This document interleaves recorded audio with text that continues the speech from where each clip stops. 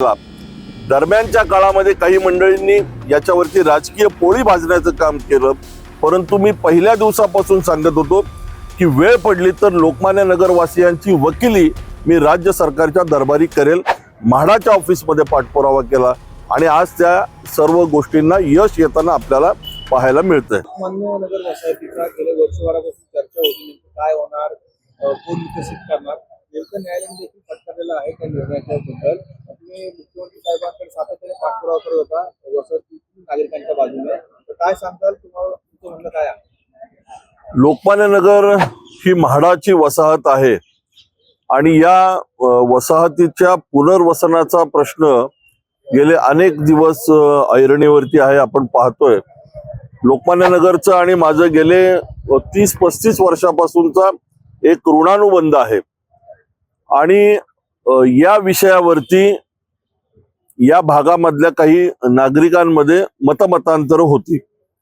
लोकमान्य नगर मधल्या वसाहतीचा पुनर्विकास व्हावा, कारण गेले जवळजवळ 55-60 वर्षापेक्षा अधिक जुनी ही कॉलनी आहे आणि या भागातल्या नागरिकांचं पुनर्वसनाचं स्वप्न होतं. या विषयात राज्याचे मुख्यमंत्री आदरणीय देवेंद्रजी फडणवीस यांच्याकडे मी 4-5 वेळा पाठपुरावा केला, काही पत्र दिली आणि नागरिकांचं जे म्हणणं आहे किंवा नागरिकांना ज्या पद्धतीने साधारण एक 4 इमारती एकत्र येऊन छोट्या क्लस्टरच्या माध्यमातून पुनर्विकास करायचा होता, अशी नागरिकांची भावना होती. या संदर्भात सातत्याने मुख्यमंत्र्यांकडे पाठपुरावा केला. अगदी साधारण मागच्या एक 8-10 दिवसापूर्वी सुद्धा आदरणीय देवेंद्रजींची लोकमान्य नगर मधल्या काही रहिवाशांची भेट घालून दिली आणि या विषयामध्ये त्यांनी दुजोरा दिला. ते असं म्हणाले की मुख्यमंत्र्यांच्या स्वाक्षरीने या विषयाला स्थगिती होती, तर त्या स्थगितीवरती त्यांनी असं म्हणलं की पुन्हा फेर प्रस्ताव या सगळ्या सोसायटींनी द्यावे, आपण त्याला मान्यता देऊ. मला सांगायला आनंद होतोय की काल प्रत्यक्ष म्हाडा मुंबईने या संदर्भातल्या सूचना खाली दिलेल्या आहेत आणि पुन्हा एकदा जे प्रस्ताव प्रलंबित होते ते पुन्हा सादर करण्याची त्यांनी परवानगी दिलेली आहे. म्हणजे सर, आता प्रत्येकाला विकसित करण्याचा अधिकार मिळाला आहे या निर्देशात, असं वाटतं का? काय सांगा? मुळात ह्या सगळ्या इमारतींचा पुनर्विकास हा होणारच होता.